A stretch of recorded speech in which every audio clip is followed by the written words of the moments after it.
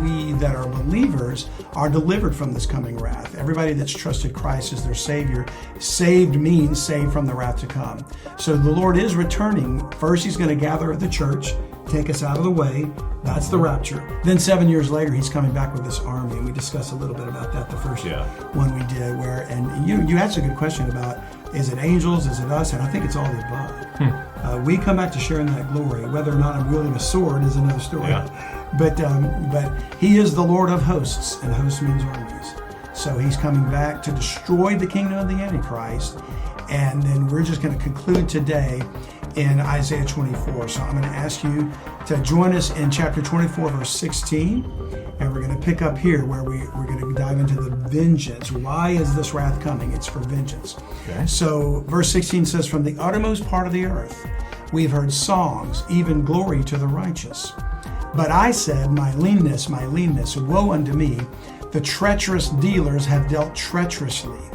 Yea, and watch, he repeats it. The treacherous dealers have dealt very treacherously. I immediately think of the Luciferians, the satanic elite. They're the treacherous dealers. And so Isaiah is writing, oh, woe unto us because of these men. They're the oppressors of the earth. He really puts a lot of emphasis on that. He does. So he says, fear and the pit and the snare are upon thee, O inhabitant of the earth. You do not want to be around for this time, because you've got fear, the pit, and the snare. And in a moment, he's going to say, if one doesn't get you, the next will. Yeah. So it's like a chased by a bear, and you go into the house and a snake bites you. I think I'll go with a snake over a bear any day. Well, literally, there's a passage that describes something like that in the Bible. So he says, and here it is, and it shall come to pass that he who fleeth from the noise of the fear shall fall into the pit. And he that cometh up out of the midst of the pit shall be taken in the snare. For the windows from on high are open, and the foundations of the earth do shake. So, in the midst of God's wrath, what's happening is he's paying back the earth for all the evil that's been done. We've lived in a time of grace for 2,000 years where God has not been imputing or holding to the account trespasses or sins. He's been extending his grace to the world to accept Christ as Savior. But when he removes that offer, and it's coming, that offer is removed when the church is removed. And grace will not be the message.